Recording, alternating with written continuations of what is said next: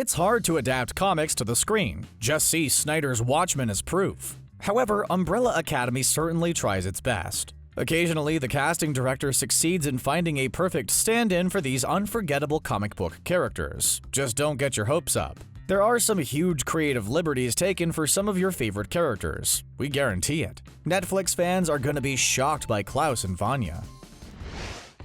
Klaus. The Netflix version of Klaus has such a defined look that it's hard to knock it for not being exactly like the comic character. After all, it feels like the seance is the real-life incarnation of Hot Topic, only with an actual sense of fashion and taste. Now compare that to his pulp and ink alter ego. For starters, blonde hair is a distinct difference between the two. Also, the original Klaus sports black lipstick and the sides of his head are shaved, so the spirit of Klaus is in Robert Sheehan's performance, but not the look. Ben. The show wouldn't be the same without Ben Hargreeves looming over the rest of the characters. Ben's life was complex, and the accident surrounding his departure has kept fans guessing, which made the change in character design interesting. The most notable difference is in adult Ben. Obviously, they've changed his hair color, but they also changed his outfit. The statue shows Ben in a superhero outfit in the comics, but that's not true in the show. What does that say about these two images of this character? Does Netflix's Ben not see himself as a hero? Eudora Patch. Inspector Lupo is a crucial side character in the comic book series, but never appears in the show. Replacing his old stature and classic detective mustache is Eudora Patch. Obviously, the gender change and reversal of names is the most noticeable difference. Patch works well in the show though, and Diego and her relationship adds more story to the narrative. However, we do miss that sleek detective look brought by Lupo. Detective Patch is a pretty basic-looking character with no unique features. At least Lupo brought something to the table with his appearance. The Conductor. Peter Outerbridge has yet to emerge as the true villain fans know his character to be in the comics. The Conductor is this well-designed villain that brings the white violin to the dark side. He's a masked leader of an orchestra full of dubious musicians. Simply put, the Conductor is a well-designed character. Outerbridge doesn't amount to the full intent, and he never dons any kind of mask like the original character. The production crew played it super safe with his character design. He looks like an average suburban dad, nothing close to a villain. Cha-Cha. The costume team for Umbrella Academy nailed Cha-Cha's mask. It looks like something out of Invader Zim came to life, and we adore it. The pink blank-faced puppy is contrasted well against the proper black suit the comic character wears. Even unmasked, Cha-Cha looks sinister with a huge grin and spiky brown hair. The unmasked television Cha-Cha is obviously different since, it's Mary J. Blige underneath. Something about Blige's bangs and highlights make her feel totally dangerous. She shouts evil agent in her look, and we enjoy it more than the nondescript comic character. Hazel. You can't talk about Cha-Cha without bringing up Hazel right after. That's like talking about Ren and not bringing up Stimpy. We didn't mention it in the last entry, but obviously the SS uniforms worn by Cha-Cha and Hazel didn't make it into the Netflix show. Honestly, it didn't add much to the characters, because they're already sure evil. The suits work better. Hazel also changed his mask in the show. His tall, slender, pale blue chipmunk thing is transformed into a squatty version that better complements Cha-Cha's look. His unmasked appearance is relatively close though. Pogo. Adam Godley helped bring Mr. Pogo to life for fans of the comics with his face capture performance. However, the look isn't totally accurate. Alright, they're both chimpanzees. Congrats Netflix, you got that much right, but there's more to this character's design. The comic book Pogo keeps a more muted outfit design. He looks like your average Joe accountant with a black tie, white shirt, and suspenders. The streaming version of Pogo gives a bit more flair to this special character. His ties are more elaborate and he wears a full three-piece suit. Dave. Wait, who's Dave again? Oh, that's right. He was the soldier in Vietnam that Klaus falls in love with. Dave Katz is a brief character, but his look is your simple soldier look for that era. He rocks the sleeveless infantry outfit with an army helmet with no message. Okay, so Katz isn't in the comics yet, but we think it's important to give him a mention here. Klaus in the comics is isolated and never given any sort of love interest. Netflix was right to make this change and turn the invisible visible.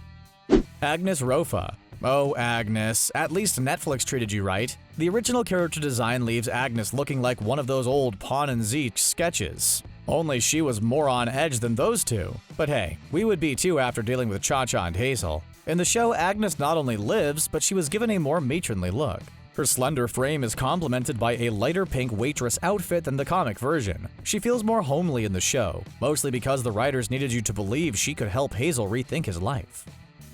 Diego. Boy, these Diegos are night and day. On the one hand, you've got a surfer dude haircut with a retro-looking superhero outfit. To be fair, comic book this Diego looks like he belongs in a comic book. He fits with this character's powers. You see him and you instantly know what he's about as a superhero. Netflix's Diego is draped in tactical gear and black sweaters. It looks like he's taken a lot of inspiration from Sterling Archer. Yet there's a softness in the show Diego that we never get in the comics. Luther. What is it about these two versions of Luther that don't match up? Man, we know there's something here, but what is it? Oh yeah, maybe it's the fact that one doesn't have his head mechanically attached to the body of a huge gorilla. The show version has the physique of a gorilla, but the show couldn't afford to constantly use CGI on him. For that reason, we hardly ever see that version of Luther. Also, the comic book version looks more swollen, and his bleach blonde hair. Netflix's Luther is a bit more simple looking. Sir Reginald Hargreeves. Here is an entry where the two sides get close to matching each other. The father of the house would appear unreplicable on the surface, but my gosh, they pulled it off. Things aren't spot on, but they are super duper close. The two both wear winter jackets, but the television Sir Reginald gets a bit more color. The most defined difference is the monocle, which, yeah, is funny considering his nickname is actually the Monocle. It's hard to make a practical monocle with an opaque look. Pulling that off would take more visual effects. Mom. Grace quickly became a fan favorite thanks to the spectacular performance of Jordan Claire Robbins. We all wondered how she stayed ageless after all those years being a mother to the Umbrella Academy children. Well, comic book fans who paid any attention in the series knew right away why that was the case. In the comics, she's only seen as Mom and not Grace. She also has brunette hair, but we don't know much else. She's even more of a background character in that story. In fact, we only remember her as a disassembled mess. Number 5. Number 5 is such an oxymoron of a character. He's an old boy. Somehow the youngest of the group, but also the oldest feeling. That's what time travel gets ya. In the show, Number 5 looks like a prep school kid who cares a lot about his looks. The hair grease and proper long socks give him a regal, bright feeling. Compare that to the comic book version and you see a remarkable difference. 5 doesn't grease his hair up the same way, and his schoolboy look is more relaxed thanks to his so-it-goes persona. Temps. The basic temp agents in the comic books are heavily stylized. Their suits are wrapped with the organization's logo and their gas masks have those deep orange goggles. At the center of their chest piece was a Glock highlighting their connection with time travel. In the show, the temps resemble some kind of specialized SWAT team. They replace their red and yellow suits with a muted deep yellow and black tactical gear setup. Their eyes are a deep red in homage to the color of the comics. Also, notice the watches on all their wrists. Leonard Peabody. We may be cheating here, so yes, technically Leonard Peabody isn't a part of the comics. But he has the same role as the Conductor in the original story. In a lot of ways, he's the supervillain we were all expecting to show up with a mask and cape. That's the part of Peabody that we find intense. He just looks so simple and human. What is the television show saying by not including any super outfits in this show? It feels like they are highlighting Peabody's humanity by not giving him Conductor's notorious mask and suit. Helen Cho. Man, how desperate are we to find characters that we have to include Helen Cho? We must be scraping the bottom of the barrel at this point. No, we're only kidding. Helen Cho plays a crucial role in the turning of Vanya Hargreeves. Leonard's move against her to get Vanya first chair helps trigger the emergence of the white violin. In the comics, Cho is often compared to the Marvel character Helen Cho, given their natural intelligence and fashionable looks. Cho always appears well dressed for the occasion and noticeably formal like Cho in Umbrella Academy. The Handler. Number 5's boss in the show is known as the Handler. She looks like a mixture of the Effie Trinket from Hunger Games given the fashion sense of Cruella de Vil. It's certainly a look we won't forget, but honestly her contrasting comic book character is even more amazing. Yes, we're talking about Carmichael. Anybody here who's read the comics knows that Carmichael is Number 5's handler. And he's actually a super intelligent Shubunkin goldfish whose bowl is attached to a steampunk robot. Come on, a little part of you would have loved to see that.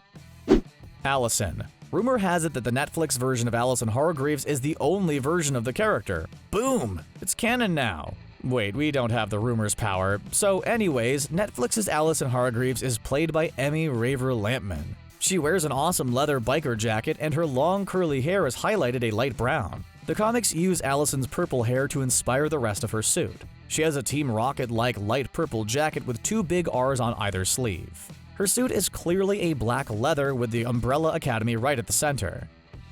Vanya. Let's be real, you can't see Vanya in the show and not immediately think, hey, it's Ellen Page. Her Vanya wears reserved clothing and a muted color palette with long black hair. Of course, everything changes when Vanya embraces her villainous side. In the show, her eyes go pure white, which seems like a callback to the comic book character. See, the white violin is pure white with black outlines to give her detail. Her hair is a short bob cut and her figure is a lot more outlandish than in the show.